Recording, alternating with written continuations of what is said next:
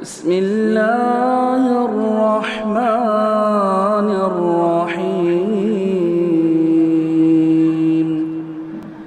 بسم اللہ الرحمن الرحیم وبہ نستعین الحمد للہ رب العالمین والصلاة والسلام علی سید المرسلین وعلی آلہ وصحبہ اجمعین ومن تبعہم بإحسان الی یوم الدین اعوذ باللہ من الشیطان الرجیم بسم اللہ الرحمن الرحیم اللہ لا الہ الا هو الحی القیوم لا تأخذہ سنۃ ولا نوم وقال تعالی الف لام میم اللہ لا الہ الا هو الحی القیوم۔ محترم حضرین، کل قیام اللیل میں جس مقدار میں جہاں تک تلاوت کی گئی تھی تلک الرسل فضلنا بعضهم، اور اس کے بعد آج جہاں سے شروع ہونا تھا یا ایھا الذین آمنوا انفقوا مما رزقناکم من طیبات ما رزقناکم من قبل ان یأتی یوم لا بیع فیہ ولا خلۃ ولا شفاعۃ۔ اے ایمان والو، جو کچھ ہم نے تمہیں نوازا ہے، عطا کیا ہے، ان میں سے خرچ کرو اس دن کے آنے سے پہلے جس میں کوئی لین دین نہیں ہوگا، لا بیع فیہ ولا خلۃ، نہ کوئی دوستی ہوگی، ولا شفاعۃ، نہ کوئی سفارش، والکافرون هم الظالمون، اور کافر ہی ظالم ہے۔ یہ ہدایت اور انتہائی ایسا کہ آدمی اگر ایمان کے ساتھ پڑھے تو اس کا دل جھنجھوڑ جائے اور اللہ تبارک و تعالیٰ کے اس فرمان پر انتہائی سنجیدگی سے عمل کرنے لگے۔ اس کے فوراً بعد رب العالمین نے جو آیت لمبی بیان کی ہے اسے ہم آیت الکرسی کہتے ہیں۔ یہ سورہ بقرہ کا تقریباً 7 رکوع کا حصہ آج پڑھا گیا، اور پھر اس کے بعد کچھ حصہ شروع میں سورہ آل عمران کا۔ سورۃ البقرہ کا جو حصہ پڑھا گیا، جیسا کہ میں نے عرض کیا، آیت الکرسی، کئی حدیثوں میں لمبی پوری حدیث بیان کروں چونکہ بار بار تذکرہ ہوتا ہے، صرف اشارہ کرو، اللہ کے نبی صلی اللہ علیہ وسلم سے ثابت ہے کہ آپ نے اسے قرآن کی سب سے عظیم آیت کہا۔ ایک آیت قرآن کی سب سے عظیم۔ حضرت ابی سے اللہ کے رسول نے پوچھا تھا کہ کیا تم جانتے ہو قرآن کی سب سے زیادہ عظمت والی آیت کون سی ہے؟ تو پہلے انہوں نے رکا، پھر دوبارہ جب سوال کیا تو آپ نے حضرت ابی نے کہا کہ آیت الکرسی ہے۔ دیکھیے صحابہ کرام کے بھی علم کی گہرائی، ان کی نگاہ اور بصیرت اللہ نے کیسی کھولی تھی، انتہائی گہرے علم والے تھے۔ کیوں آیت الکرسی سب سے زیادہ عظیم آیت ہے؟ 6000 آیتیں لگ بھگ قرآن میں، ان میں صحابی رسول کی نظر اسی پہ پڑی۔ اور کیوں پڑی؟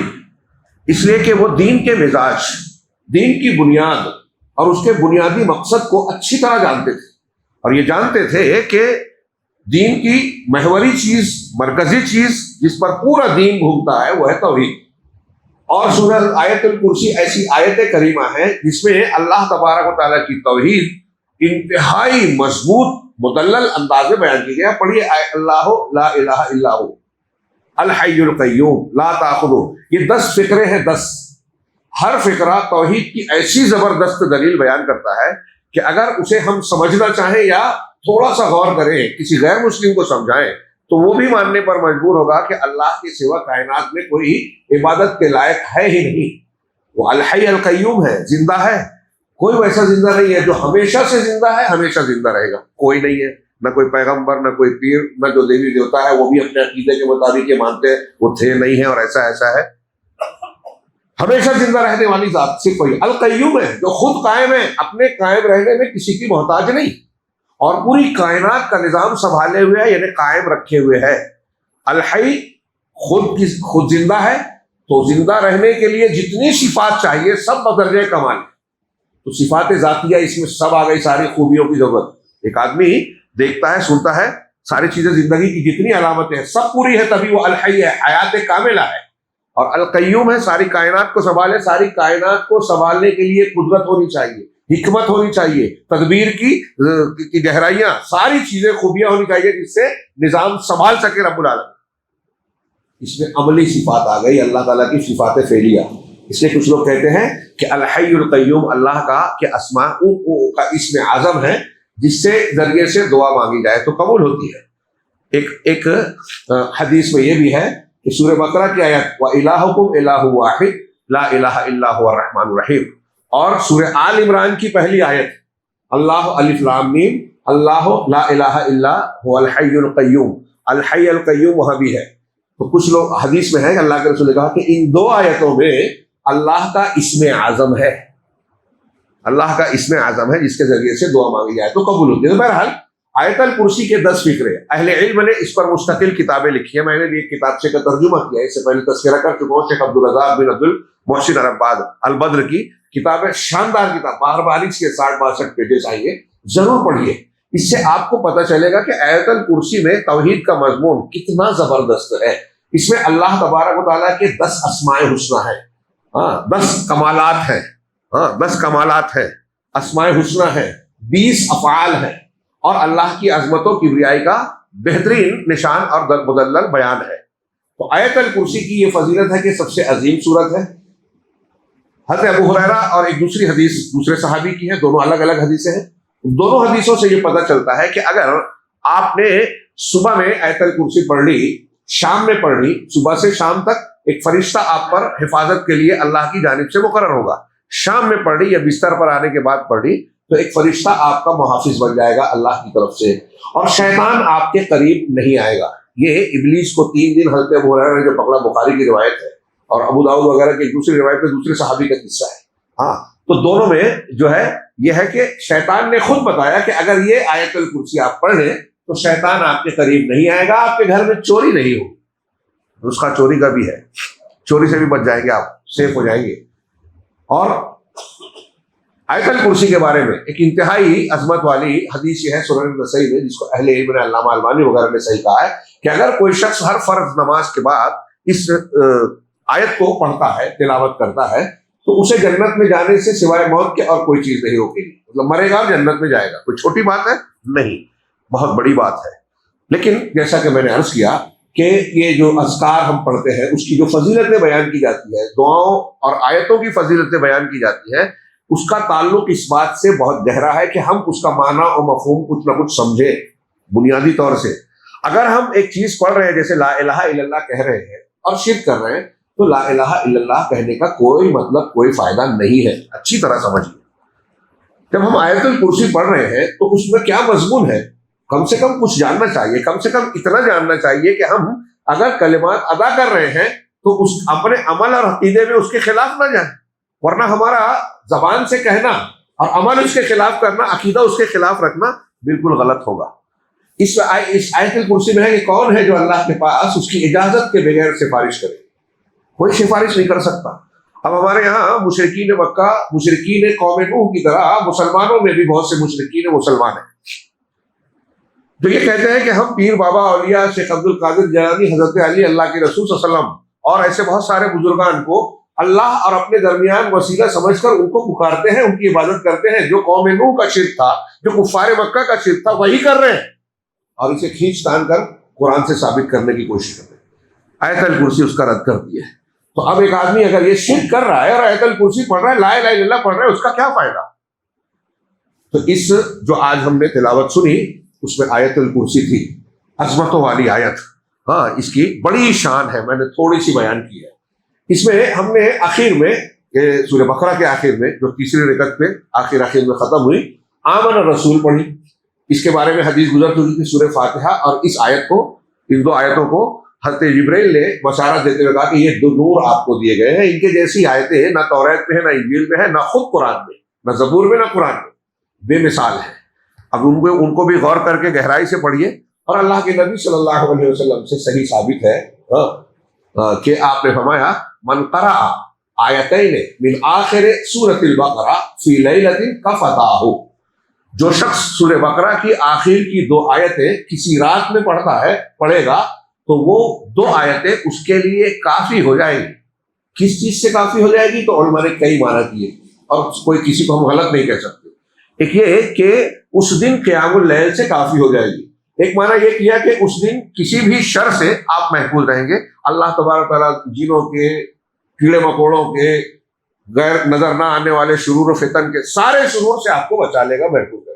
شرط یہی ہے کہ اس کو سمجھ کر پڑھا جائے۔ بڑی جامع آیتیں ہیں، میں نے اس پہ دروس شروع کیے تھے، 20 ہوئے تھے اور ایمان بالرسول پہ چڑھ رہے تھے، 20 دروس ہوئے ہیں، گھنٹے گھنٹے بھر کے، اس سے کم اور زیادہ. ہاں، اور پھر آخر میں 3 جامع دعائیں ہیں اس آیت میں. اللہ کے رسول نے فرمایا کہ جب کوئی بندہ یہ پڑھتا ہے تو جب دعائیں کہتا ہے ربنا لا تؤاخذنا ان نسینا، ہے نا، یہاں سے شروع ہوتی ہے، تو جب دعا پوری ہوتی ہے اللہ تعالیٰ کہتا ہے کہ میں نے قبول کیا. تو آدمی کو اس سعادت سے محروم نہیں رہنا چاہیے.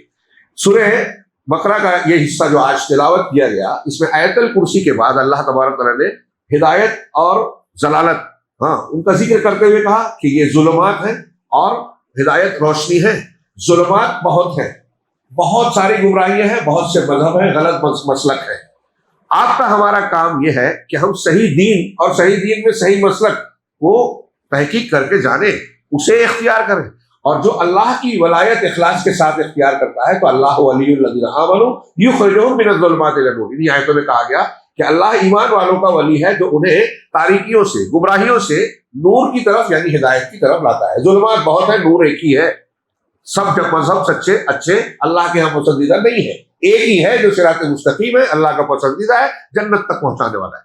پھر ان آیتوں کے بعد اللہ تبارک و تعالیٰ نے آگے 3 قصوں کا ذکر کیا ہے. ایک حضرت ابراہیم علیہ السلام کا قصہ کہ اللہ تو بتا کیسے مردوں کو زندہ کرتا ہے. اللہ نے پوچھا اولم تؤمن، کیا تو ایمان نہیں رکھتا؟ بھلا بھلا ولکن لیطمئن قلبی، نہیں کیوں نہیں، میں ایمان تو رکھتا ہوں کہ اللہ مردوں کو زندہ کرتا ہے، تو قادر ہے ہر چیز پر، لیکن دل میں اطمینان. اس سے پتہ یہ چلا کہ جو چیز ہم جانتے ہیں، ہمارے لوگ بہت سے بولتے ہیں نا کہ یہ چیز ہمیں معلوم ہے، پھر کیا ضرورت ہے تقریر و درس سے قرآن سننے کی.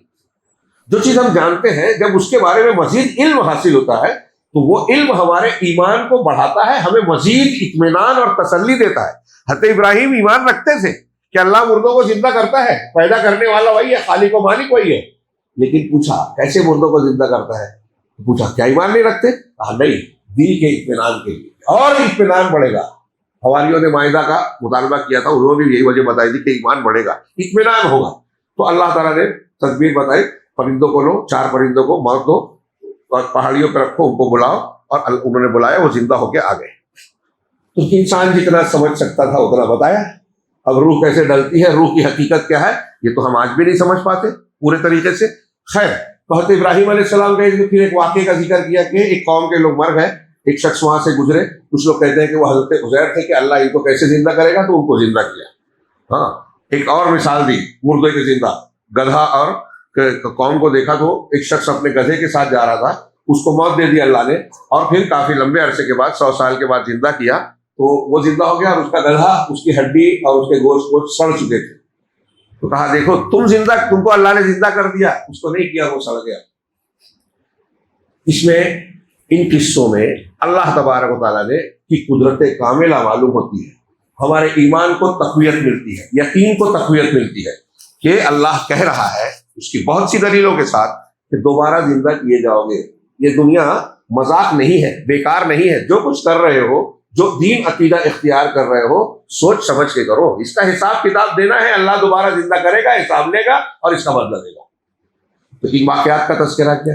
اس کے بعد ان صورتوں میں جو آج پڑھی گئی، اس میں مالی احکامات بیان کیے گئے، اللہ کے راستے میں خرچ کرنے پر ابھارا گیا. کاش کے موقع ہوتا، ضرور پڑھیے آپ. قرآن ہے، ہماری ہدایت ہے، ہمارے لیے ہے، آپ کے لیے ہے. زبردست تعلیمات ہیں اللہ کے راستے میں انفاق کی، اور اس کے اجر و ثواب کو بتایا گیا، اس پر ابھارا گیا. غربا مساکین کو علامتوں سے پہچاننے کی تعلیم دی گئی ہے. جو ہاتھ پھیلا کر مانگتا پھرے وہ مسکین نہیں ہے. حدیث میں بھی کہا، قرآن میں بھی کہا. جو چمٹ کر مانگے وہ مسکین نہیں ہے، وہ تو کہیں بھی حاصل کر لے گا. مسکین اصلی وہ ہے جس کو آپ کو ڈھونڈنا ہے، وہ ہے آپ علامتوں سے پہچانے. وہ لوگوں سے مانگتا نہیں ہے. تعریفہم بسیماہم، اللہ کا ان کی علامتوں سے آپ انہیں پہچانیں گے. پہچاننا ہوگا ہمیں ارد گرد. اور اگر کوئی آپ کھا گئے، وہ سو گیا، قیامت کے دن اللہ پوچھے گا میں بھوکا تھا، تو نے کھانا نہیں کھلایا. تو انفاق کی تعلیم دی، اور اسی بیچ سود کو حرام کیا. سود کو حرام کیا. پہلے لین دین کو، بائع شرا کا ذکر کیا. لین دین کرنا ہے، جائز طریقے سے آپ لین دین کر سکتے ہو. اور سود کو حرام کیا. اللہ کے راستے میں انفاق کا حکم دیا، سود کو حرام کیا، اور قرض کو مشروع کیا. سب سے آخر میں آمن الرسول والی آیت سے پہلے قرآن کی سب سے لمبی آیت ہے آیت دین، قرض کی آیت، اس کو مدائنہ اللہ نے مشروع کیا۔ اس آیت میں دیکھیے اللہ تعالیٰ نے حکم دیا کہ تم اے ایمان والو جب قرض کا لین دین کرو تو لکھ لیا کرو، چھوٹا ہو یا بڑا ہو۔ بعض علماء کہتے ہیں دیکھیے اللہ تبارک و تعالیٰ اللہ حدیث میں ہے کہ اللہ کی نگاہ میں پوری دنیا مکھی اور مچھر کے پر کے برابر بھی نہیں ہے، کوئی حیثیت حقیقت نہیں رکھتی، لیکن اس دنیا میں جو ہم پیسے کا لین دین کر رہے ہیں مومن بندے اللہ تعالیٰ اس کے تعلق سے کہہ رہے ہیں لکھ لو۔ یہ مسلمانوں کے معاملات پر اللہ کی توجہ ہے کہ معاملات کلیئر ہونے چاہیے۔ ہم اس کو غیر ضروری سمجھتے ہیں، کتنے جھگڑے ہوتے ہیں آج، کتنے اختلاف اور دشمنیاں ہو جاتی ہیں لین دین میں معاملات کی خرابی کی وجہ سے، بے ایمانیوں کی وجہ سے۔ یہ پوری آیت پڑھ لیجئے، لمبی آیت ہے آیت دین، اس میں اللہ تعالیٰ نے کتنی زبردست کیسے گواہ بنانے کا اور پھر لین دین کو لکھ لینے کا، ایمانداری اختیار کرنے کا، گواہ کو تلقین کی کہ جھوٹی گواہی نہیں دیکھنے، لکھنے والا اگر کوئی ہے رائٹر منشی تو بیچ میں وہ انکار نہ کرے اگر اس کو طاقت ہے، 2 مرد گواہ ہو، 2 نہ ہو تو 1 مرد ہو، 2 عورتیں ہوں، اس لیے کہ عورتوں کی قوت حافظہ میں کمزوری ہوتی ہے۔ ان سب چیزوں سے محدثین نے اصول نکالا کہ حدیث سے کس سے لینا چاہیے، کس کے حافظے پر بھروسہ کرنا چاہیے، ہاں تو اس میں قوت حافظہ ضروری ہے، اس لیے کہ اللہ تعالیٰ نے حافظے کی بنیاد پر 1 مرد کی جگہ 2 عورتوں کو کہا۔ یہ قرآن سے اصول نکل رہے ہیں، تو آیت دین میں لین دین کو بتایا۔ اب آپ یہاں ایک چیز یہ بھی دیکھیے کہ ہمارے معاملات میں جیسے کچھ لوگوں سے آج کل ایک مسئلہ ہوتا ہے، لوگ بولتے ہیں کہ اسٹاک ایکسچینج میں مسلمان نہیں جا سکتا، وہاں جو شرعی اصولوں کے خلاف اگر لین دین ہوتا ہے اگر، اور ایسے ہی بینکنگ سسٹم جو ہے سودی نظام پوری دنیا میں آج اس طرح اپنا پنجہ جکڑا ہوا ہے کہ بچنا ناممکن سا مشکل سا نظر آتا ہے، الا ماشاء اللہ جہاں مجبوری ہے وہاں الگ بات ہوتی ہے۔ تو اب کبھی مولویوں کے علماء کے پاس جو لوگ آتے ہیں تو اب پیسے والے، بزنس والے، جاب والے، ان سے یہ باتیں سنی جا رہی ہیں علماء کے پاس مت جاؤ، ان سے فتویٰ پوچھیں گے تو سب بولیں گے ناجائز ہے، کوئی راستہ ہی نہیں ہے، مسلمان ترقی کیسے کرے گا؟ یہ میں نے سنا ہے اپنے کانوں سے، آپ نے بھی ضرور سنا ہوگا اس طرح کی باتیں، یہ الفاظ نہ ہو فرق سے ہو۔ تو ایک بات ذہن میں رکھنا چاہیے کہ ہمارے سماج اور معاشرے میں مسلمان اللہ تبارک و تعالیٰ نے جو نظام، جو تعلیمات دیے ہیں ہم اس پر عمل کرتے نہیں ہیں، آدھا ادھورا کرتے ہیں اور برکتیں پوری چاہتے ہیں۔ آپ اور ہم پورا اگر عمل کرنے لگے تو آپ کو ہم کو حیرت ہوگی کہ اگر اللہ نے ایک راستہ بند کیا ہے کہ سودی لین دین آپ نہیں کر سکتے تو اس کی جگہ دوسرے راستے کھولے ہیں کہ آپ مال جائز طریقے سے کیسے بڑھا سکتے ہیں، حلال بزنس کیسے کر سکتے ہیں۔ ہاں آپ کو بینک سے قرض لینا، سودی نظام سے قرض لینا جائز نہیں ہے، تو آپ مسلمان ایک دوسرے سے قرض لین دین کر سکتے ہیں، بیت المال سے ہو سکتا ہے، معاملہ سسٹم ہو سکتا ہے۔ اللہ بندوں سے پیسے پہ پیسہ نہیں لے سکتے، یہ سود ہے، ناجائز ہے، لیکن اگر آپ بندوں کو اگر قرضہ دیتے ہیں، قرض حسنہ، جائز قرضہ، ہر قرض حسنہ ہے، اگر دیتے ہیں تو جتنے دن کے لیے آپ ادھار دے رہے ہیں، قرضہ دے رہے ہیں، اتنے دن کا اتنا پیسہ صدقہ کرنے کا ثواب ملے گا، اور مدت پوری ہو گئی اور آپ نے مطالبہ کیا، دینے والا تنگ ہے اور وہ کہہ رہا ہے کہ نہیں دے سکتا، نہیں دے پاؤں گا، ہاں تو اللہ کے رسول صلی اللہ علیہ وسلم نے فرمایا کہ ایسا شخص جو ڈھیل دے مدت پوری ہو جانے کے بعد تو ہر روز دگنا اجر ملے گا، جتنا مثلا آپ نے 1 لاکھ یا 10,000 سمجھ لیجیے کہ 10,000 قرضہ دیا، مدت ہو گئی نہیں دے پایا، آپ نے کہا کہ ٹھیک ہے میں اور ٹائم بڑھا دیتا ہوں، تو اب بڑے ہوئے ٹائم میں ہر دن 10,000 کا ڈبل صدقہ کرنے کا ثواب آپ کو ملے گا۔ یہ سود قیامت میں ملے گا، اور اصلی مسلمان یہ سود چاہتا ہے، اس سے بڑا کوئی نفع ہے نہیں، تو سود کو حرام کیا اللہ تعالیٰ نے، بڑی شدت سے حرام کیا، ہاں اور وہ سخت الفاظ اس میں آگے کی آیت میں سورے میں ہے کہ اگر کوئی شخص اب بھی سودی لین دین کو بند نہیں کرتا، روکتا نہیں ہے، تو اللہ اور اس کے رسول سے جنگ کا اعلان کر دے۔ آج ہمارے لوگ جو بھی سودی لین دین کر رہے ہیں نا، وہ اللہ سے جنگ کا اعلان کر رہے ہیں، پھر وہ امید نہیں رکھے کہ اگر کوئی حکومت، کوئی ایجنسی ان پر ظلم کر رہی ہے، کیس میں پھنسا رہی ہے، گھر پر بلڈوزر چلا رہی ہے، تو اللہ کی مدد کیوں نہیں آ رہی ہے؟ ہاں وہ اس لیے نہیں آ رہی ہے کہ ہم نے اللہ سے جنگ کا اعلان کر رکھا ہے، تو اللہ سے جب جنگ بھی کر رہے ہیں تو مدد بھی کی امید رکھتے ہیں۔ بہرحال سود کو سختی سے منع کیا اور بیع و شراء کی تلقین کی، لین دین کی، انفاق کی، اہل ثروت اور اہل قوت کمزوروں پر خرچ کرے، اس کی تعلیم دی۔ اور پھر آخر کی آیتیں امن الرسول سے جو آخر میں آپ نے پڑھا، اس میں دعائیں سکھائی گئی، مسلمانوں کے لیے غلبہ، رحم، معافی کا مطالبہ کیا گیا۔ اس پوری سورے میں اور پھر سورہ آل عمران کی جو پہلی آیت ہے، پہلی دوسری حروف مقطعات کے بعد اللہ کا نام، اور پھر اس کے بعد قرآن کا تذکرہ ہے، اور پھر اس کے آگے اللہ تبارک و تعالیٰ نے یہ بھی کہا کہ ہم نے جو قرآن دیا، جو آج پڑھی گئی، اس میں محکم آیتیں ہیں۔ محکم آیتیں ان کو کہتے ہیں جن کا معنی، مقصود، مراد بالکل کلیئر، واضح ہوتا ہے۔ ہاں، متشابہ ہیں اور کچھ متشابہ ہیں جو بہت کھلی ہوئی نہیں ہوتی، اس کا کچھ معنی، مفہوم، مقاصد اہل علم جانتے ہیں، سمجھاتے ہیں، ہاں، باقی اس کی پوری معنی اور پوری معنویت اللہ ہی جانتا ہے۔ اللہ کے اسماء و صفات ہم کو بتائے گئے، معنی ہم جانتے ہیں لیکن کیفیت نہیں جانتے، یہ متشابہ اس معنی میں ہوا۔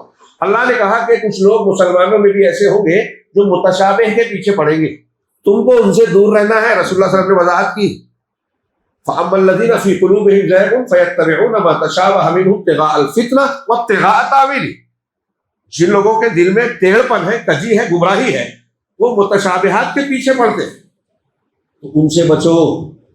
ہاں، ایک طرف وہ ہیں جو قرآن کے انکار کرتے ہیں، ایک طرف وہ ہیں، بہت غور سے، ایک طرف وہ ہیں جو قرآن کو مانتے ہیں، قرآن کو مانتے ہیں لیکن قرآن کی بہت سی آیتوں کا غلط مطلب بیان کرتے ہیں۔ میرے سامنے شیخ عبد المالک نے ایک تحریر میں، کتاب میں، یہ بہت تفصیلی بحث کی ہے لیکن مجھے بہت پسند آئی۔ یہ علمی اعتبار سے بھی اس میں بڑے نکات ہیں اور ہماری ضرورت کے اعتبار سے بھی، اس لیے غور سے سنیے۔ میں اس لمبے 7-8 صفحات ہیں، میں 2-2.5 صفحے میں اس کو بیان کرنے کی کوشش کروں گا۔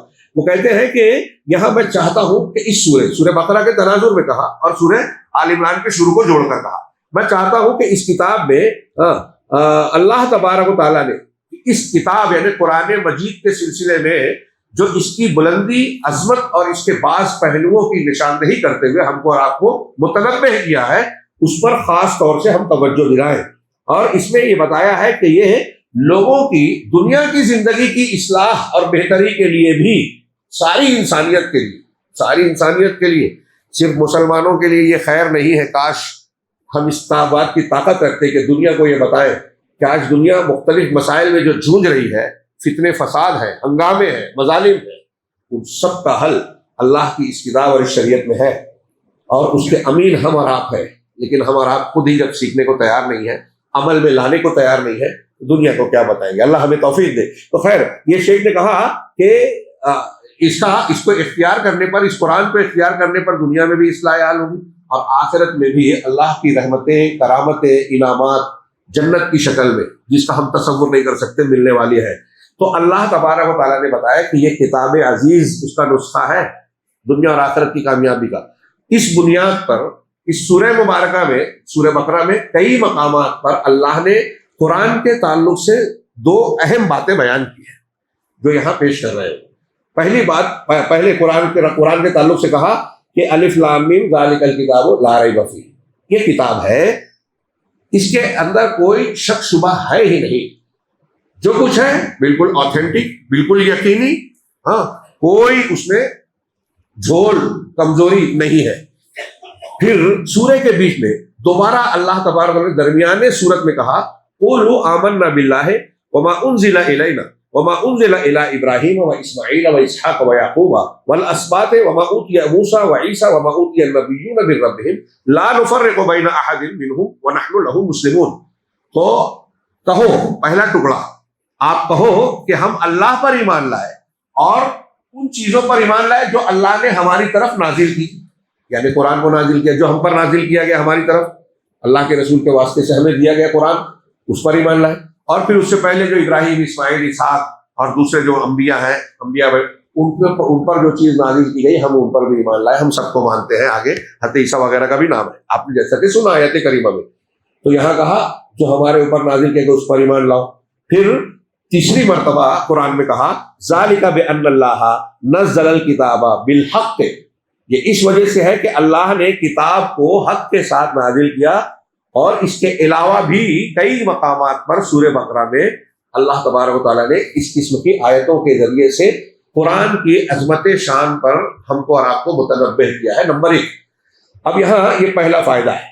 دوسرا فائدہ یہ ہے کہ سورہ میں آپ دیکھیں گے کہ کئی مقامات پر، سورہ بقرہ میں کئی مقامات پر اللہ تبارک و تعالیٰ اللہ کی کتاب کا، قرآن کا جب ذکر کرتا ہے تو اسی کے پیرالل میں ساتھ ساتھ اختلاف کے بارے میں بھی ذکر کرتا ہے، یعنی قرآن کے ذکر کے ساتھ شقاق، اختلاف، نزاع کا ذکر بھی کرتا ہے.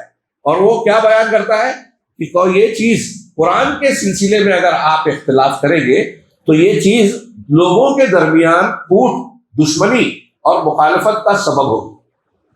پھر سے بات کو دوہراؤں، قرآن آپ بھی مان رہے ہیں، میں بھی مان رہا ہوں، لیکن اگر قرآن کے بارے میں اختلاف کریں، آپ الگ ڈھنگ سے مانیں قرآن، میں الگ ڈھنگ سے مانوں، تو یہ ہمارے اور آپ کے درمیان شقاق، نفاق، دشمنی اور اختلاف کی بہت بڑی وجہ ہے. مسلمانوں میں جو فرقے ہیں اس کی طرف دماغ ڈالیے. کہا اسی سلسلے میں پہلے مقام جو اللہ تبارک و تعالیٰ نے اس سورہ مبارکہ میں بتایا، ہدایت دی، تو اس میں اللہ تبارک و تعالیٰ نے لوگوں کو ایک پہلو سے 3 قسمیں بتائی. قرآن پر ایمان لانے والوں کے سلسلے میں اور نہ لانے والوں کے اعتبار سے دنیا میں 3 طرح کے لوگ ہو گئے. پہلی قسم کے لوگ جو ہیں وہ ہدایت والے، فلاح پانے، اہل الہدی المفلحون. سورہ بقرہ کے شروع میں کہا کہ اولئک هم المفلحون، کہ فلاح پانے والے. کون ہے فلاح پانے والے؟ جنہوں نے ظاہراً اور باطناً، یعنی اوپر سے بھی اندر سے بھی قرآن کو قبول کیا، کتاب پر ایمان لائے. اللہ ان کے بارے میں اس سورہ بقرہ میں کہتا ہے اولئک علی ھدی من ربہم واولئک هم المفلحون. تھوڑی سی علمی بات ہے لیکن آج کے ماحول کے اعتبار بہت ضروری بات ہے، اور اگر میں گہرائی میں جاؤں تو زیادہ گہری ہو جائے گی، میں اس میں گہرائی میں نہیں جاؤں گا. پہلا قسم لوگوں کی دنیا میں جو لوگ ہیں جو قرآن کو ماننے والے ہیں، ایمان رکھنے والے ہیں، اس کو ظاہراً باطناً قبول کرتے ہیں. اللہ کہہ رہا ہے کہ یہ وہ لوگ ہیں جو ہدایت پر ہیں، اللہ کی طرف سے سرٹیفکیٹ قرآن ماننے پر ظاہراً باطناً، اور یہی فلاح پانے والے یعنی کامیاب ہونے والے ہیں. پہلی قسم. دوسری قسم جو ہے کافر ہے، اہل کفر ہے. یہ وہ لوگ ہیں جنہوں نے ظاہری اور باطنی طور پر اللہ کی کتاب کو پس پش ڈال دیا، انکار کر دیا، نہیں مانا. چنانچہ سورہ بقرہ کی آیت نمبر 6 میں مومنین کی صفت کے بعد کافروں کی صفت میں یہ کہا ان الذین کفروا، یقیناً جن لوگوں نے کفر کیا، سواء علیہم، ان پر برابر ہے، یکساں ہے، انذرتہم ام لم تنذرہم، انہیں آپ ڈرائیں، آگاہ کریں یا آگاہ نہ کریں، کوئی فرق نہیں پڑے گا، مانیں گے انہیں گے نہیں. لا یؤمنون، وہ ایمان نہیں لائیں گے، وہ مانیں گے نہیں. یہ اللہ تبارک تعالیٰ بتا رہا ہے، یعنی علم آگے کا علم اور ہر چیز کا علم رکھتا ہے، اس بنیاد پر بتا رہا ہے کہ یہ ایمان نہیں لائیں گے. یہ کافر ہے. ایک قرآن ماننے والے مفلحون ہیں، ہدایت پر. قرآن کا انکار کرنے والے اللہ نے کہا کہ یہ ایمان نہیں لائیں گے، اور ان کا انجام بیان کیا گیا آگے. تیسری قسم قرآن کے تعلق سے دنیا میں ان لوگوں کی ہے جو اہل نفاق ہے. یہ وہ لوگ ہیں جنہوں نے ظاہر میں یہ کہا کہ ہم قرآن کو مانتے ہیں، اس کا التزام کرتے ہیں، ظاہر میں نماز روزہ بھی کرتے ہیں، لیکن اندر سے، دل سے اسے نہیں مانتے، انکار کرتے ہیں، کفر کرتے ہیں. اور یہ وہ لوگ ہیں جو اہل ایمان کے ساتھ ایمان کا مظاہرہ کرتے ہیں، لیکن ان کا دل کافروں کے ساتھ ہوتا ہے. ظاہر میں اپنے آپ کو مسلمان کہہ رہے ہیں، دل میں کافر ہے، کفر ہے، ان کا ساتھ ہے. آج ایسے لوگوں کی ایک بڑی تعداد ہے ہمارے درمیان، ہمیشہ رہی ہے. عبداللہ بن سبا والا گروہ رہا ہے، نام الگ الگ ہے. اللہ تعالیٰ نے ایسے لوگوں کے بارے میں اسی سورہ بقرہ میں ان آیتوں کے بعد آگے کہا وَمِنَ النَّاسِ مَن يَقُولُ آمَنَّا بِاللَّهِ وَبِالْيَوْمِ الْآخِرِ وَمَا هُمْ بِالْمُؤْمِنِينَ. لوگوں میں کچھ ایسے ہیں، کچھ لوگ ایسے ہیں جو کہتے تو یہ ہے کہ ہم اللہ پر اور آخرت کے دن پر ایمان لائے، کہہ یہ رہے ہیں، لیکن اللہ کیا کہہ رہا ہے وَمَا هُمْ بِالْمُؤْمِنِينَ، حالانکہ وہ مومن ایمان لانے والے نہیں ہیں. یہ 3 قسم کے لوگ ہو گئے. یہ پہلا مقام کہ قرآن کے تعلق سے عمومی طور سے یہ 3 قسمیں لوگوں کی ہے. دوسرا مقام یہ ہے کہ اللہ تبارک و تعالیٰ نے اس کلام پر ایمان لانے کے سلسلے میں جو نازل کیا گیا، ایمان لانے میں اختلاف، یعنی جو لوگ ایمان لے آئے وہ لوگ اختلاف کر رہے ہیں، تو اس کا نتیجہ کیا ہوگا؟ ایسے لوگوں میں شقاق یعنی دشمنی، مخالفت، اختلاف پیدا ہو جائے گا. چنانچہ اللہ نے کہا قولوا آمنا باللہ وما انزل الینا، ان آیتوں کے بعد فإن آمنوا، صحابہ کے بارے میں کہا فإن آمنوا بمثل ما آمنتم به فقد اهتدوا وإن تولوا فإنما هم في شقاق. کہ اگر یہ لوگ کافرین، یہود و نصارہ، مشرکین، اگر یہ لوگ ویسے ایمان لے آئے جیسے تم لائے ہو، تم یعنی یہاں خطاب کس سے تھا؟ صحابہ کرام سے. یہ آیت بہت بڑی دلیل ہے، کھلی کہ صحابہ کرام کے ایمان کو اللہ تعالیٰ معیار پر مقرر کر رہا ہے، سند، کہ ان کے جیسا ایمان لانا ہے آپ کو، تب قبول ہوگا، تو یہ ہدایت پا جائیں گے. اب صحابہ کرام کا ایمان ہدایت ہے. صحابہ کرام کس چیز پر ایمان لاتے تھے, کیا مانتے تھے؟ قرآن و حدیث. تو جیسے قرآن حدیث صحابہ نے مانا, انہوں نے مانا, اگر ویسے تم ایمان لائے تو ہدایت پر ہے, گارنٹی ہے اللہ کی طرف سے. لیکن اگلا جملہ یہی بیان کرنا چاہ رہے ہیں, وَإِن تَوَلَّوْا, لیکن اگر انہوں نے پیٹ پھیری, ویسا ایمان نہیں لایا جیسے صحابہ نے لایا تھا. پورے دماغ میں پورے مسلمانوں کے فرقوں کو لے آئیے جس کا ایمان صحابہ کی طرح ہے. صحابہ کرام مثال کے طور پہ 15 شعبان کو تہوار نہیں مناتے تھے, جو لوگ مناتے ہیں صحابہ کی طرح نہیں ہے. عید میلاد نہیں مناتے تھے, صحابہ کی طرح نہیں ہے نا, میں غلط کہہ رہا ہوں؟ اسراء و معراج کی خاص نماز, خاص بدعت جو آج ہو رہی ہے, صحابہ کرتے تھے کیا؟ نہیں کرتے تھے. ایسی بہت سی چیزیں. آپ ایک فہرست بنائیں گے, موٹی کتاب تیار ہوگی, بدعت کا پوسٹ مارٹم, علامہ البانی کی کتاب یا دوسروں کی علماء کی کتاب ہے, موٹی کتاب ہے بدعتوں کی فہرست. کوئی مہینہ, کوئی دن, کوئی عبادت ایسی نہیں ہے جس میں لوگوں نے بدعت اور میڈ ان انڈیا چیزیں بنانا لی, نئی نئی دعائیں بنانا لی. تو بہرحال میں یہاں کہہ رہا ہوں, یہاں قرآن کی بات ہے کہ اگر یہ قرآن کو ویسے نہیں مانے جیسے صحابہ, تو فإنما هم فی شقاق, کیا ہے, تو یقیناً وہ بڑے اختلاف میں ہوں گے. اختلاف ہی اختلاف ہوگا. بہت سے لوگ بحث کرتے ہیں مسلمانوں میں اتنا اختلاف ہے, کیسے ختم ہوگا؟ ایسے ختم ہوگا جو قرآن نے بتایا کہ ہمیں قرآن کو ویسے ماننا ہے جیسے صحابہ نے. میرے پیر صاحب نے قرآن کی یہ تفسیر کی, میں یہ مانوں گا. انہوں نے جو تفسیر کی میں اسے نہیں مانوں گا. صحابہ نے جو تفسیر کی وہ میری سمجھ میں نہیں آتی. یہ نہیں چلے گا. جو مستند مانا, اللہ کے کلام کی جو حقیقی مراد ہے وہی ماننا ہوگا. ہاں, تیسرے مقام پر اس کو مزید اللہ تبارک و تعالیٰ نے سورہ بقرہ کی آیت نمبر 176 میں مزید متحقق کیا کہ وَإِنَّ الَّذِينَ اخْتَلَفُوا فِي كِتَابٍ لَفِي شِقَاقٍ بَعِيدٍ, کہ جن لوگوں نے اللہ کی کتاب کے سلسلے میں اختلاف کیا وہ بہت صریح اختلاف میں ہے, پھوٹ میں ہے. ہاں, اب انہوں نے کہا کہ یاد رکھو کہ اللہ کے کلام کے ساتھ یہ جو شقاق جڑا ہوا ہے, ہاں, یہ 2 سبب سے آتا ہے. یعنی ہم قرآن کے تعلق سے جو اللہ نے اتارا, دنیا میں جو اختلاف پایا جاتا ہے, یہ مضموم اختلاف 2 شکل کا ہے. ہاں, ان کی اب بات کو بہت ہی پیاری اور بہت ہی زبردست ہے, لیکن میں ڈیٹیل میں جاؤں تو لمبا ہو جائے گا. بہت شارٹ کر کے میں اپنے الفاظ میں سمیٹ دوں. یہ کہہ رہے ہیں کہ ایک اختلاف تو یہ ہے کہ اللہ تبارک و تعالیٰ نے جو نازل کیا, کوئی کہے کہ میں مانتا ہی نہیں, اس نے اختلاف کیا, تو یہ اختلاف فی تنزیل ہی ہے. اور دوسرا اختلاف یہ ہے کہ آپ نے یہ تو مان لیا کہ یہ اللہ کا کلام ہے, لیکن اللہ تعالیٰ کے کلام میں کئی مقامات پر اللہ نے جو بیان کیا ہے, جو باتیں بتائی ہے, اس سے اللہ کی جو مراد ہے, اس کا جو اصلی معنی ہے, جو رسول نے صحابہ نے بتایا سمجھایا, اس کے بجائے آپ کوئی دوسرا معنی بیان کر رہے ہیں, دوسری تفسیر کر رہے ہیں. تو آپ اختلاف فی تعویل ہی کر رہے ہیں. ایک اس کی تنزیل میں جو نازل کیا اس میں اختلاف ہوا جو کافر ہے, اور ایک اس کی تعویل اور تفسیر میں جو اس کا مطلب کیا ہے اس کو آپ غلط بتا رہے ہیں. مثال کے طور پہ ہمارے یہاں کچھ نوجوان, پتہ نہیں یہاں سنتے کہ نہیں, ڈاکٹر اسرار مشہور ہے, میں ابھی بہت بیان کیا, اور اس لیے بیان کیا کہ ہمارے نوجوان عجیب و غریب قسم کی گمراہیوں کا, بے تربیتی کا شکار ہے. اتنی غلطی. ڈاکٹر اسرار, ان کی ایک کلپ میرے موبائل میں ہونا چاہیے ہے.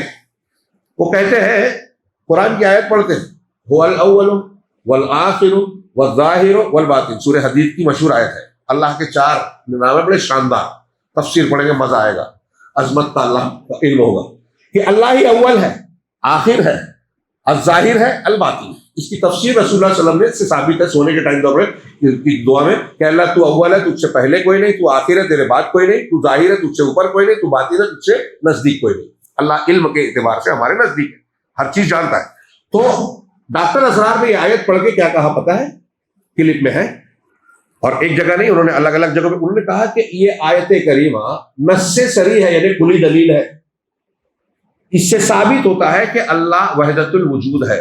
وحدت الوجود کو ثابت کرنے میں نص صریح ہے. وحدت الوجود کا مطلب کہ ساری کائنات ایک ہی وجود ہے, سب چیزیں ایک ہی ہے, اللہ ہی اللہ ہے. میں نے بہت مرتبہ بیان کیا اس کو.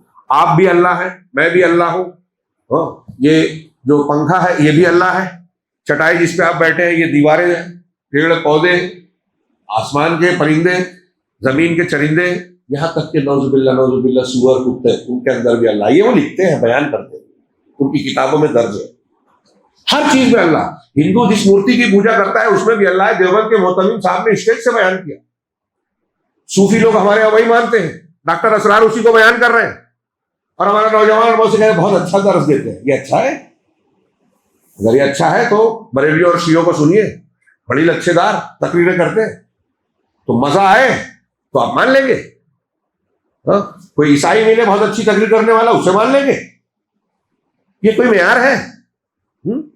آپ کے ہمارے کسی چیز کو ماننے نہ ماننے کا معیار کیا ہے؟ ابھی میں نے کئی مرتبہ سوال جمعہ کے خطبے میں بھی کہنا چاہتا تھا، وقت کم پڑ رہا تھا، کہ آج ہمارے یہاں دیکھیں کہ جو جس کے گھر میں پیدا ہوا وہی دین اور وہی مسلک ہے۔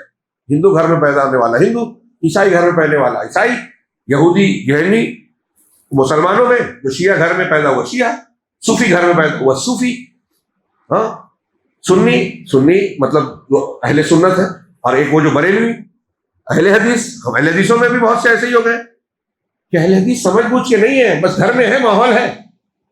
تو میرا سوال ہے، غور کیجئے کہ کیا اللہ تبارک و تعالیٰ کے پاس قیامت کے دن یا قبر میں جو 3 سوال فرشتے کریں گے، کوئی یہ جواب دے کر چھوٹ جائے گا کہ میرے ماں باپ فلاں مذہب کو ماننے والے تھے، میں بھی وہی چلتے رہا، اس کی تحقیق نہیں کی، میری کیا غلطی ہے؟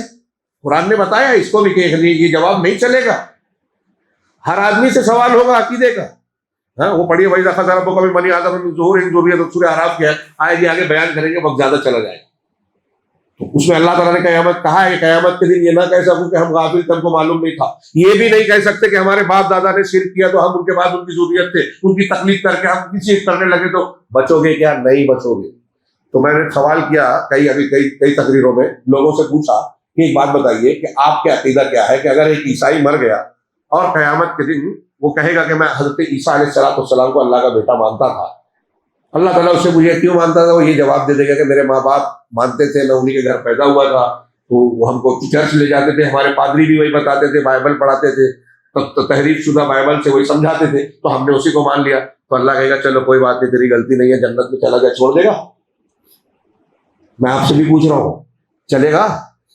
اگر ایک عیسائی کا یہ جواب نہیں چلے گا، کسی غیر مسلم کا یہ جواب نہیں چلے گا، تو آپ کا، میرا، یا کسی ایسے شخص کا جو اپنے آپ کو مسلمان کہتا ہے، قبر کو پوچھتا ہے، بزرگوں کو پکارتا ہے، شرک اور بدعت کرتا ہے، قرآن کا غلط معنی مانتا ہے، اللہ کے اسماء و صفات کو غلط تشریح سے کے ساتھ مانتا ہے، کیا وہ بولے گا کہ میرے پیر صاحب یہی بولتے تھے، میں نے مان لیا تو اللہ چھوڑ دے گا؟ ڈاکٹر اسرار نے کہا کہ وحدت الوجود قرآن سے ثابت ہو رہا ہے، کسی نے مان لیا، تو یہ اختلاف کی تنزیل کر رہے ہیں۔ اللہ نے، رسول نے، پوری امت نے جو معنی بیان کیا اس سے ہٹ کے بیان کر رہا ہے، قرآن بدل رہا ہے وہ جو غلط معنی کر رہا ہے۔ یہ بھی کوئی چھوٹی بات نہیں ہے بلکہ تحریف ہے۔ اس کا تذکرہ سورہ بقرہ کی کان الناس امۃ واحدہ فبعث اللہ النبیین مبشرین، اس آیت میں ہے، میں اس کو پورا نہیں پڑھتا، اس میں بھی آیت میں آگے کہا کہ امت سب ایک ہی تھی، اللہ نے ان پر شریعت اور قرآن کتاب نازل کی، لیکن پھر انہوں نے حق کو آ جانے کے بعد اس میں اختلاف کیا، علم ہونے کے باوجود، بغیم بینہم، آپس میں حق دھرمی کرتے ہوئے، علم قرآن ہے، حدیث ہے، پھر بھی اختلاف کر رہے ہیں۔ اس کا مطلب قرآن کا سیاق بتا رہا ہے کہ اگر آپ کے پاس دلیل آ گئی ہے تو اختلاف ختم ہونا چاہیے، لیکن نہیں مانا تو چلے گا نہیں جواب کہ میرے باپ دادا اور یہ کرتے تھے۔ بہرحال تو ایک ہے اختلاف فی تنزیل، یہ کافی ہوا اس کو نہ ماننے والا، میں اس تفصیل کو چھوڑ رہا ہوں۔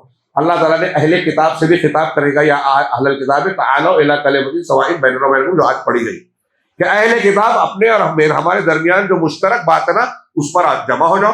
یعنی نقطۂ اتفاق، اور نقطۂ اتفاق توحید ہے، نقطۂ اتفاق توحید والا آپ کی کتاب میں بھی ہے، ہماری کتاب میں بھی ہے، آپ نے اس کو تبدیلی ضرور کی لیکن اس کے مضامین آج بھی موجود ہیں۔ تو وہ اختلاف کرنے پر انکار کیا انہوں نے، نہیں مانا۔ اور اسی میں یہ بات ہوتی ہے کہ جیسے کہ اہل کتاب ہے، ہم سے لڑ رہے ہیں، وہ ہم ان سے لڑ رہے ہیں۔ اب اس میں دیکھیے کہ اہل کتاب ایک دوسرے کو کہتے تھے کہ سورہ بقرہ میں پڑھا ہم نے، وقالت الیہود لیست النصارى علی شیء، وقالت النصارى لیست کیا ہے، لیست الیہود علی شیء وہم یتلون الکتاب، کتاب پڑھتے ہیں پھر بھی یہود کہتے ہیں نصارہ کا کوئی دین نہیں ہے، اس کی کوئی حقیقت نہیں ہے، نصارہ کہتے ہیں یہود کی کوئی حقیقت نہیں ہے۔ جبکہ اگر دونوں کے یہاں غلطیاں تھیں تو دونوں کے پاس حق بھی تھا، ہے، اور دو اختلاف کرنے والوں کا یہی اختلاف اللہ کے یہاں اللہ کہہ رہے ہیں مذموم ہے کہ جب آپ کا اور میرا جھگڑا ہوا، کسی معاملے میں اختلاف ہوا، تو میں آپ کا رد کرتا ہوں، آپ میرا رد کرتے ہیں، تو اب میں آپ کا رد کرنے میں جو آپ کی غلط بات ہے اس کے ساتھ ساتھ وہ بھی رد کر دیتا ہوں جو آپ کی صحیح بات ہے، آپ میرا رد کرنے میں یہی کرتے ہیں۔ یہ مذموم اختلاف ہے۔ جب آپ رد کر رہے ہو تو صرف وہ رد کیجیے جو غلط ہے۔ ابھی آج سورہ آل عمران پڑھی گئی، بنی اسرائیل کا، اب نصارہ کا رد ہے اس میں، لیکن دیکھیے نصارہ کی تعریف بھی کی گئی ہے جو آیتیں انشاءاللہ کل ہم تھوڑا سا اس پہ نظر ڈالیں گے۔ ہاں، جہاں ان کی اچھائیاں ہیں اللہ تعالیٰ نے اسی سورہ آل عمران میں جو ابھی آج پڑھی گئی، کل بھی پڑھی جائے گی، ان کی تعریف بھی کی ہے، اچھائیوں کو بھی بیان کیا۔ یہ انصاف کا تقاضا ہے۔ تو بہرحال ایک طرف یہ ہے، اور ایک ہے تعویل میں اختلاف۔ تعویل میں اختلاف جو مسلمانوں کے مختلف فرقوں میں مختلف بدعات کی وجہ سے، یہ میں اسی کو فوکس کرنے کے لیے میں نے یہ تفصیل بیان کی ہے آج۔ ہاں، خاص طور سے یہ پڑھ سنیے، ہاں، اور بہت پختہ بات، بہت زبردست بات کہ یہ قرآن کو قرآن کی طرح ماننے میں اختلاف کرنے کی وجہ سے مسلک الگ الگ بنے ہیں۔ ہمارے یہاں لوگ سوال کرتے ہیں کیسے جھگڑے ختم ہوں گے، یہ ہے طریقہ، یہ بتا رہے ہیں۔ وجہ کیا ہے؟ پہلے یہ دیکھیے بیماری کی، ڈاکٹر علاج کرتا ہے تو پہلے مرض کی بنیاد کو ختم کرتا ہے نا، جڑ پہ وار کرے گا تب آدمی صحت مند ہوگا۔ تو ہمارے یہاں مسئلہ یہ ہے کہ کنویں میں کتا گر گیا ہے، پانی میں بدبو آ رہی ہے، ڈول پہ ڈول نکال رہے ہیں لیکن کتے کو نہیں نکال رہے۔ کتا کنویں میں رہنے دیجئے اور ڈول نکال کے پھینک رہے کہ پانی صاف ہو جائے۔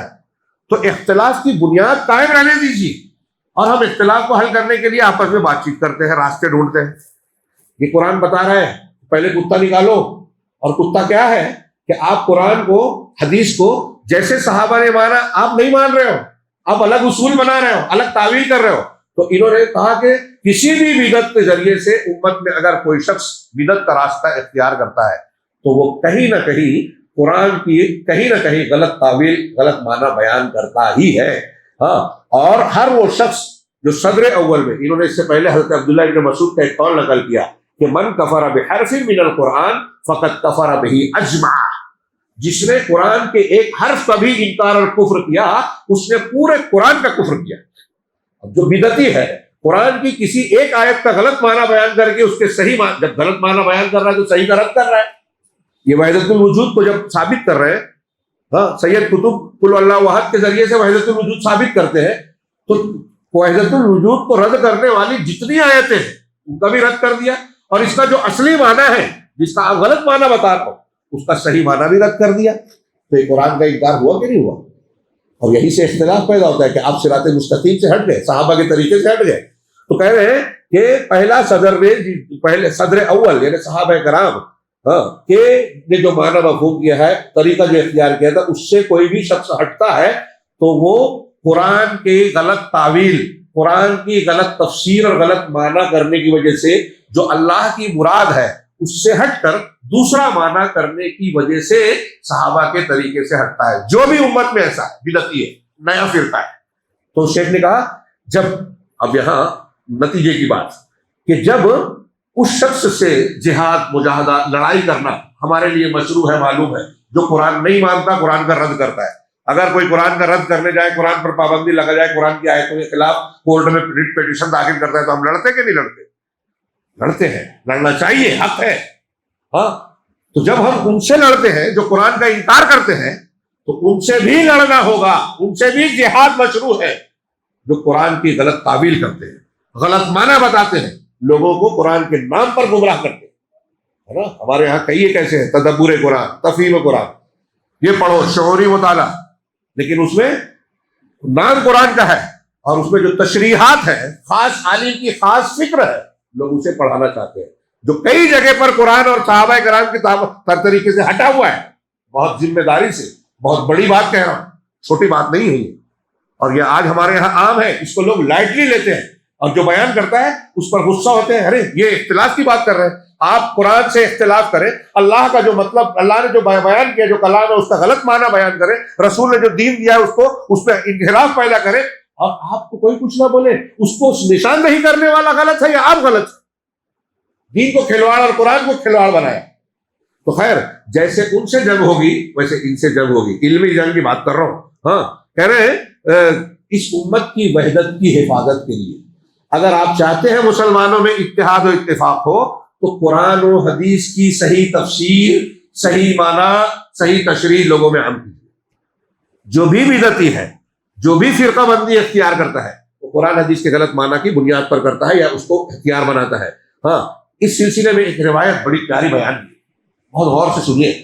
حضرت ابو سعید خدری رضی اللہ تعالیٰ عنہ کہتے ہیں، ہاں یہ علامہ البانی وغیرہ نے کیا ہے، امام حاکم نے نقل کیا، انہوں نے صحیح کہا، اور امام ذہبی نے بھی کہا، اور علامہ البانی نے بھی سلسلہ صحیحہ میں اس کو نقل کیا۔ ابو سعید خدری کہتے ہیں کہ ہم ایک جگہ بیٹھے ہوئے تھے، ہاں اللہ کے رسول صلی اللہ علیہ وسلم کا انتظار کر رہے تھے۔ فخرج علینا من بعض بیوت نسائہ، تو آپ اپنی بیویوں کے بعض گھروں سے، اپنی بیویوں میں سے کسی بیوی کے گھر سے باہر آئے، نکلے، ہاں ہاں قال فقمنا معه، تو ہم ان کے ساتھ اٹھ کھڑے ہوئے۔ وقت زیادہ ہو گیا کیا؟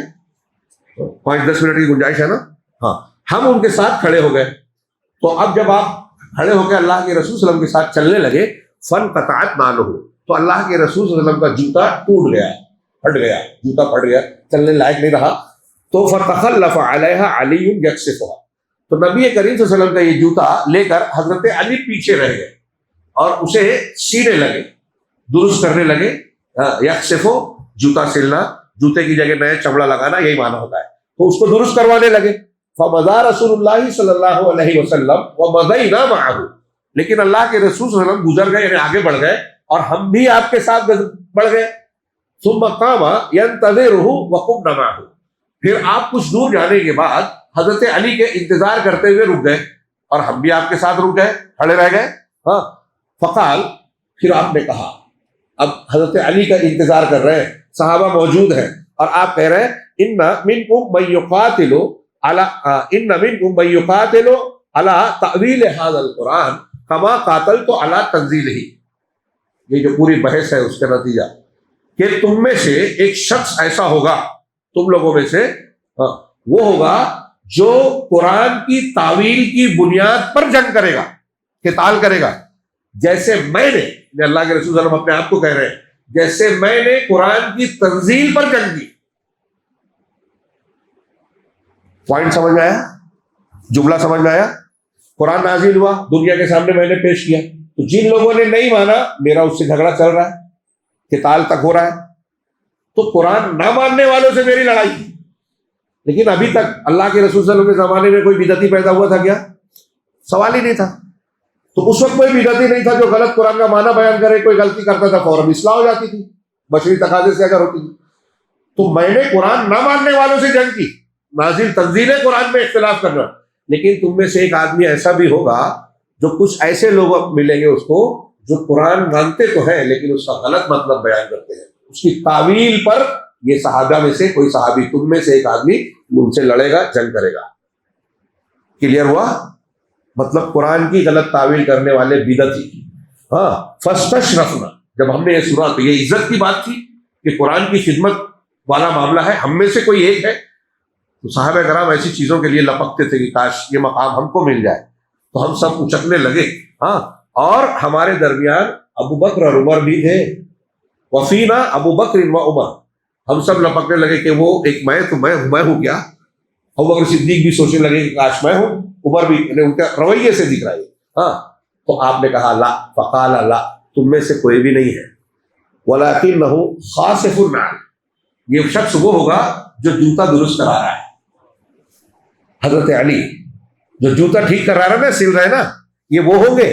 قال فجئنا نبشرہ، تو ہم، وہ کہنے لگے ابو سعید خدری کہ ہم حضرت علی، یہ بھی صحابہ کرام کی خصوصیت، اگر کسی کو کوئی چیز مل رہی ہے تو اس پر جلن اثر نہیں کرتے تھے، مومن ہے تو خود بھی خوش ہوتے تھے، اس کو خوشخبری دیتے تھے۔ تو ہم حضرت علی کو خوشخبری دینے کے لیے آئے۔ قال وکأنہ قد سمعہ، تو انہوں نے کہا کہ حضرت علی کو جب ہم نے خوشخبری دی تو ایسا لگا کہ وہ اس سے پہلے یہ بات سن چکے ہیں، یا ہم کو ہمارے پہنچانے سے پہلے وہ سن چکے ہیں۔ پھر حوالے ہیں مسند احمد ابن حبان وغیرہ کا جو میں نے اس کا حکم کیا۔ اب یہ روایت سامنے رکھیے، اللہ کے رسول کیا کہہ رہے ہیں کہ میں نے تنزیل قرآن پر جھگڑا کیا کافروں سے، اور تم میں کا ایک شخص بات بتایا کہ وہ حضرت علی ہے۔ حضرت علی تعویل قرآن پر جھگڑا کریں گے۔ حضرت علی نے کس سے جھگڑا کیا؟ خوارج سے۔ کس بات پر جھگڑا کیا؟ خوارج کون تھے؟ پہلے مسلمان ہی تھے نا، قرآن پڑھتے تھے، نماز پڑھتے تھے، تلاوت کر، اللہ کے رسول کی حدیث 50 مرتبہ آپ نے سنی ہے کہ ان کی نماز کے سامنے صحابہ سے اللہ کے رسول تم اپنی نماز کو کمتر سمجھو گے، ان کی تلاوت کے سامنے اپنی تلاوت کو کمتر سمجھو گے، قرآن پڑھیں گے لیکن ان کے گلے سے نیچے نہیں آئے گا، دین سے ایسے نکل جائیں گے جیسے تیر شکار کو چھید کر نکل جاتا ہے، تم کو مل جائے تو مارنا۔ عقیدہ خراب ہے، نماز بہت اچھی ہے، دھیان دیجیے، میں اکثر بولتا ہوں، لوگ سمجھتے نہیں ہیں۔ آج تھوڑی سی نماز، تھوڑی سی ظاہری چیز دیکھ کے لوگ لائک کرنے لگتے ہیں، وہ تو بہت اچھا ہے۔ کسی سے دوستی دشمنی، کسی کو اچھا برا سمجھنے کے لیے عقیدہ دیکھیے، عقیدہ منہج ایران سے بیان آتا ہے، لوگ اس کے پیچھے دوڑنے لگتے ہیں، بھول جاتے ہیں ان کا عقیدہ، صحابہ کو دشمن، صحابہ کو گالی دیتے ہیں، کیسے اچھے ہو سکتے ہیں؟ بیان سے دھوکہ مت کھائیے۔ خیر، تو شیخ نے اس حدیث کو نقل کرنے کے بعد جو بات کہی ہے، یہ اہل بدعات اور اہل اہوا سے قتال اور جہاد کے بارے میں ہے، اس لیے کہ اللہ تعالیٰ نے حضرت علی کو عزت بخشی، اس مسلمانوں کی جماعت سے نکلنے والے سب سے پہلے بدعتی فرقے سے جنگ کرنے کی، جو کہ اللہ کے کلام کی غلط تعویل کی بنیاد پر گمراہ ہوئے، اسلام سے نکل گئے قرآن کے نام پر۔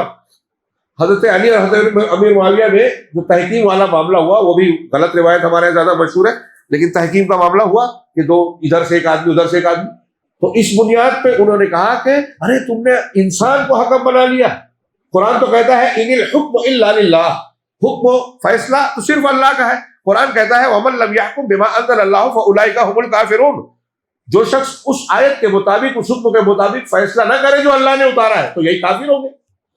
دھیان دیجیے، آج ہمارے ہاں بہت سی تنظیموں کے یہی نعرے ہیں، اور اس لیے مسلمان حکمرانوں کو، بہت سارے علماء کو، بہت سارے مسلمانوں کو کافر کہتے ہیں۔ سید قطب ان کے ماننے والے کافر کہتے ہیں، ہمارے مولانا مودودی صاحب اور ان کے ماننے والے، اس قسم کا فرق ہے، اس میں یہ تھوڑا سا چھپ چھپا کے کہتے ہیں، سید قطب نے کھل کے کہا سارے مسلمانوں کو کافر کرا بغیر اصول کے۔ تو کس بنیاد پر؟ قرآن کی غلط تعویل کی بنیاد پر، کہ انہوں نے پنچ بنا لیا، دو حکم بنا لیے تو یہ توحید کے خلاف ہے۔ حالانکہ حضرت ابن عباس نے جب ان سے مناظرہ کیا تو کہا کہ اللہ، مسلمانوں کا جھگڑا بڑا ہے یا میاں بیوی کا؟ کہا مسلمانوں کا۔ تو کہا اللہ تعالیٰ نے تو میاں بیوی کے جھگڑے کو نپٹانے کے لیے قرآن میں کہا فَبْعَثُوا حَكَمًا مِّنْ أَهْلِهِ حَكَمًا مِّنْ أَهْلِهَا، کہ مرد کے گھر سے ایک حکم بنا لو اور عورت کے گھر سے ایک حکم بنا، مطلب پنچ بناؤ، دونوں کو نمائندہ بنا کے بات چیت کر کے معاملے کو نپٹا دے، جھگڑے کا تصفیہ کر دے۔ تو میاں بیوی کے حق میں قرآن کہہ رہا ہے حکم بنا لو، اور آپ حضرت علی اور معاویہ نے کہا تو آپ کہہ رہے ہو شرک کر دیا۔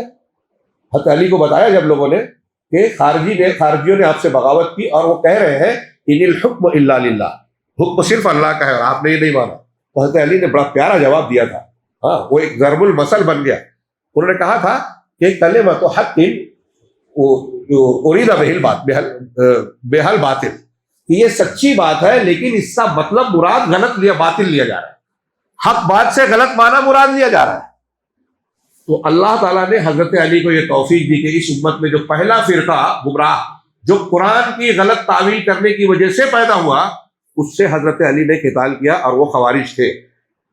ابن حبان نے اس حدیث کو جو ابھی پڑھی ہم نے، اس کو اپنی صحیح میں نقل کر کے جو ہیڈنگ لگائی ہے، ذکر وصف القوم الذین قاتلهم علی بن ابی طالب علی تأویل القرآن، ہیڈنگ ہی لگائی ابن حبان رحمہ اللہ نے، کیا لگائی؟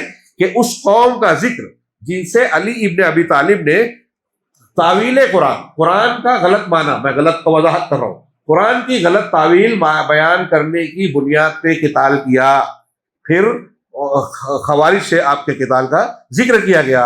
ہاں، اب یہاں انہوں نے کچھ اقوال نقل کیے ہیں، اور اس میں بتایا ہے کہ اللہ تبارک و تعالیٰ نے اس سورہ مبارکہ میں ہم کو اور آپ کو متنبہ کیا ہے کہ ہم اس سے آگاہ رہیں۔ ہاں، علامہ ابن تیمیہ کا قول بھی درمیان میں نقل کیا کہ قرآن میں جو تعویل کرنے والے لوگ ہیں اس امت میں بہت سے پیدا ہوئے جنہوں نے اللہ کے کلام کو میں اختلاف کیا تعویل میں، اس میں سب سے پہلے جو ہے خوارج، اور ان کے بعد سابعین سے نکلا ہوا ایک فرقہ جو جہمیہ ہے، جہمیہ کہلاتا ہے، ان سے کئی شاخیں نکلی، معتزلہ، اشاعرہ، کلابیہ اور بہت جبریہ، قدریہ، یہ عقیدے کے مختلف سلسلے میں قرآن سے دلیل بنا کر یہ قرآن کے خلاف عقیدہ بنا لیا ان لوگوں نے، گمراہیاں اختیار کر لی، الگ الگ فرقے بن گئے۔ اور میں بتا دوں ہندوستان میں ہمارے یہاں حنفی حضرات جو رہتے ہیں وہ کہتے ہیں کہ عقیدے میں ہم اشعری ماتریدی ہیں، اور یہ اشعریت ماتریدیت جہمیت سے نکلی ہوئی شاخ ہے، اس سے تھوڑی چیز چینج کرتے ہیں کہ صحابہ کرام کے ایمان اور عقیدے کی طرح امتحان نہیں ہے معاملہ، عقلیت کو اہمیت دی جاتی ہے۔ اور اسی لیے گزشتہ سال یہی ایک دو صاحب آئے تھے، بڑی لمبی چوڑی گفتگو کی، اور آخر تک مطمئن نہیں ہوئے، ان کو یہ سمجھ میں نہیں آ رہا تھا، وہ یہی کہتے تھے کہ اللہ ہر جگہ ہے، عرش پر نہیں، عرش پر قرآن نے کہا ایک جگہ، لیکن اللہ نے کہا ہر جگہ ہے۔ میں ان کو سمجھاتا رہا، دلیلیں دیتا رہا کہ ذات کے ساتھ اللہ عرش پر ہے، عرش کے اوپر ہے، مستوی ہے، قائم ہے، اور علم کے قدرت کے اعتبار سے ہر جگہ ہے۔ یہ بات صحابہ، تابعین، طب تابعین سے ثابت ہے، یہ وضاحت کرتے ہیں وہ۔ اور قرآن میں جہاں جہاں اللہ کے ہر جگہ ہونے کا ذکر ہے، آپ آگے پیچھے دیکھیں گے تو وہاں علم کا بھی ذکر ہے۔ علم کے ساتھ اللہ ہر جگہ ہر چیز کو جانتا ہے، اور اپنے خاص بندوں کے ساتھ مدد کے ساتھ بھی رہتا ہے۔ تو خیر وہ ایک اپنی بحث ہے، کہنے کا مطلب یہ کہ غلط تعویل قرآن کی اختیار کر کے ہمارے ارد گرد بھی بہت سارے لوگ گمراہیوں کا شکار ہیں، اور علامہ ابن تیمیہ نے اس کو بیان کر کے قرآن کی بہت سی دلیلوں کو دینے کے ذکر کرنے کے بعد یہ تذکرہ کیا کہ امت کی وحدت کے لیے ضروری ہے کہ قرآن کی غلط تعویل کا رد کیا جائے، اور یہ بہت بڑا جو ہے فضل کا اور اہمیت کا حامل ہے۔ مقصود یہ ہے کہ امت کی وحدت میں قرآن کی عظمت شان کیا اہمیت رکھتی ہے، کہ قرآن کو صحیح ماننے سے اتحاد ہوگا، اور لوگوں کے دلوں کو جوڑنے میں اس کی کیا اہمیت ہے۔ جیسے سلف اول کو قرآن کو صحیح ماننے سے اللہ نے ایک امت بنا دیا تھا، صحابہ کرام ایک امت تھے، جماعت تھے، فرقہ بندیاں نہیں تھی قرآن کی وجہ سے۔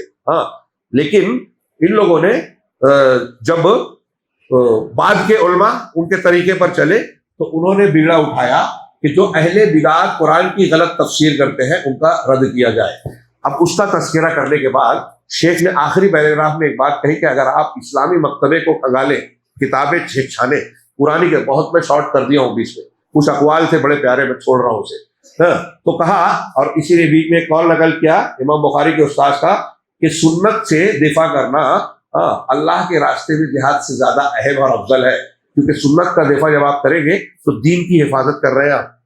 اور انہوں نے کہا کہ اگر یہ اللہ تعالیٰ یہ توفیق نہیں دیتا علماء کو تو آج آگے انہوں نے کہا کہ میں نے جب یہ کھنگالا کہ بدعتیوں کے رد میں ہمارے علماء نے کتنی کتابیں لکھی تو میں حیران رہ گیا، انتہائی بھرپور ہماری لائبریریاں بھری ہیں، تابعین، طب تابعین، محدثین، ائمہ کرام، امام احمد، امام شافعی، امام مالک، ان ائمہ میں سے آپ کو کوئی نہیں ملے گا جنہوں نے بدعتیوں کا رد نہیں کیا۔ امام بخاری محدثین میں ایک لمبی بڑی تعداد کا بہت ایک دم زبردست تعداد ہے، اور کہا کہ یہ اللہ تعالیٰ نے جو اس دین کی حفاظت کا ذمہ لیا اس کا نتیجہ ہے۔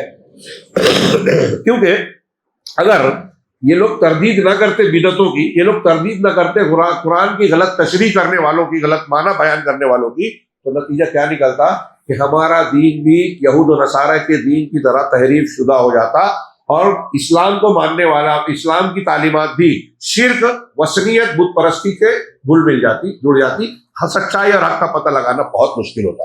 چنانچہ شیخ نے کہا، آخری بات میں ان کی عبارت کا ترجمہ کروں گا، کہ ایک مسلمان جس کو توفیق دی گئی ہے اس کا سینہ یہ دونوں لڑائی اور جہاد کے لیے کھلا ہوتا ہے، یعنی وہ جو قرآن کا رد کرتے ہیں کافر ہے، ان سے بھی ہم بحث کریں گے، علمی رد کریں گے اور جو بھی ممکن ہو، اور جو لوگ قرآن کی غلط تعویل کرتے ہیں ان سے بھی لڑیں گے، چاہے وہ اپنے آپ کو مسلمان کہہ رہے ہیں۔ اور اہل بدعت سے، یہ جو جملہ غور سے سنیے، اہل بدعت سے لڑائی کو اس وجہ سے چھوڑیں گے نہیں کہ اللہ کے دین سے دشمنی رکھنے والے کفار پائے جاتے ہیں۔ آج کل بولتے ہیں نا، کہہ رہے ایسا ماحول ہے آپ یہ رد کر رہے ہو، تو کہہ رہے اس کی وجہ سے یہ چھوڑیں گے نہیں۔ کیوں؟ اس لیے کہ آپ اس معنی میں کہہ رہے ابھی تو دوسروں کا حملہ ہو رہا ہے تو بدعتیوں کو بدعت کرنے دیا جائے، دین کو بگاڑنے دیا جائے۔ جب آپ کا دین ہی صحیح نہیں رہے گا تو آپ لڑیں گے کس کے لیے؟ تو یہ دلیل سے نہیں کیا جائے گا۔ کہہ رہے ہیں یہی وہ لوگ ہیں جن کے چنانچہ کہہ رہے ہیں کہ جیسا کہ بعض لوگ جو کہ دعوت سے جڑے ہوئے ہیں، آج کئی تنظیمیں، کئی جماعتیں ہیں دعوت سے جڑے ہوئے، ان کا دعویٰ ایسا ہے۔ کیا ہے؟ یہ وہ لوگ ہیں کہ اہل بدعت سے مقابلہ کرنے، اہل بدعت کی غلط باتوں کا رد کرنے سے ان کے سینے تنگ ہو گئے ہیں۔ یہ ان کے جملے کا میں لفظی ترجمہ کر رہا ہوں، جو ایسے اہل بدعت جو شریعت کے حسن و جمال کو بگاڑ رہے ہیں، اس کی خوبصورتی کو پامال کر رہے ہیں، چہرہ بگاڑ رہے ہیں، اور یہ خاموش ہے. کہتے ہیں دعوت کا تقاضا ہے، سب کو لے کے چلو. ہاں، اور اس کی صفا اور اس کی شفافیت کو گندا کر رہے ہیں اسلام کو، اور اس کی صف کو توڑنے کے ذمہ دار ہے یہ اہل بدعت. ان کے تعلق سے یہ کہتے ہیں کہ خاموشی اختیار کرو، اور کہتے ہیں یہ اخوانیوں کا ایک نعرہ ہے، اسی کا ذکر کیا انہوں نے، اور وہ کہتے ہیں نعمل فیما اتفقنا علیہ ویعذر بعضنا بعضا فیما اختلفنا فیہ، کہ ہم جس پر متفق ہے اس پر ہم عمل کریں گے، اور جس میں ہمارا اختلاف ہے تو ہم ایک دوسرے کو معذور سمجھیں گے. مطلب کوئی قبر پوجتا ہے تو ٹھیک ہے وہ پوجے، میں نہیں بولتا کچھ. کوئی جو ہے وہ بدعت کر رہا ہے تو ٹھیک ہے وہ کرے، میں کچھ نہیں بولتا. ہاں، بدعت پہ چپ، شرک پہ چپ، جو جیسا کرتا ہے کرنے دو. تو جس میں اختلاف ہے اس پر ہم ایک دوسرے کو عذر والا سمجھیں گے، یہ ان کا جملہ ہے. ہمارے یہاں بھی ہے لوگ. فاجتمعوا بالحق، چنانچہ نتیجہ کیا نکلا؟ شیخ نے آخری 2-3-4 لائن کہی ہے، میں وہی ترجمہ کر کے بات کو ختم کرتا ہوں. اس کا نتیجہ کیا نکلا کہ انہوں نے اجتماع کر لیا، اتفاق کر لیا بالحاقدین علی اصحاب رسول اللہ صلی اللہ علیہ وسلم، ان لوگوں سے جو رسول اللہ صلی اللہ علیہ وسلم کے صحابہ سے کینہ اور دشمنی رکھتے ہیں، ان پر لعن طعن کرتے ہیں. روافض شیعوں کے، دیکھیے اخوانی و جماعت اسلامی والوں کو ان سے تعلق ہے، دوستی ہے.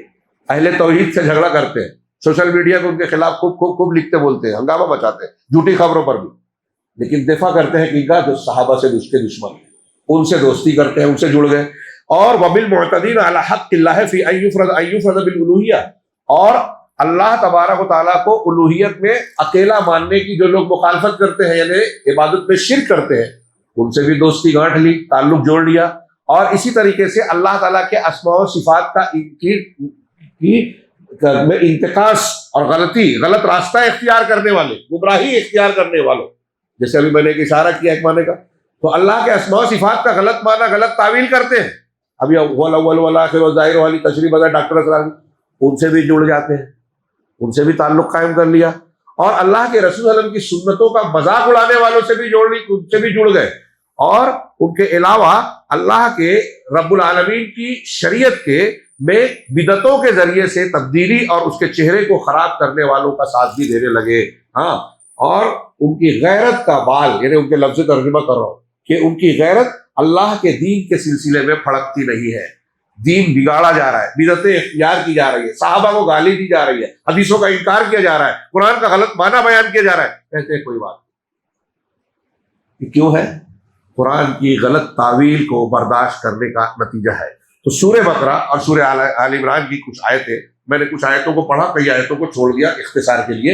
اس سے ایک چیز یہ معلوم ہوتی ہے کہ قرآن پر ہمیں ایمان رکھنا ہے، تو قرآن کا ہم پر حق یہ بھی ہے کہ جو قرآن کو نہیں مانتا اس کو ہم سمجھائیں، جو طاقت ہے بتائیں، ان سے بھی لڑیں، اور جو قرآن کو مان کر قرآن کی غلط تعویل کرتا ہے اس کا رد کریں. یہ اسلام کا، ایمان کا تقاضا اور حق ہے. سورہ بقرہ میں یہ ایک اہم پہلو پیش کیا گیا، اور اس میں ایک جو سبق کی بات ہے وہ یہ کہ آج مسلمانوں میں جو الگ الگ فرقے ہیں، اختلافات ہیں، اس کی وجہ یہ ہے کہ قرآن کو لوگوں نے ویسے نہیں مانا جیسے صحابہ نے مانا تھا. اگر اتحاد و اتفاق چاہیے تو قرآن کو، یہ قرآن ہی کہہ رہا ہے کہ اگر صحابہ کی طرح آپ نے قرآن کو نہیں مانا تو پھر آپ بہت صریح اختلاف، دشمنی اور جھگڑے میں ہوں گے.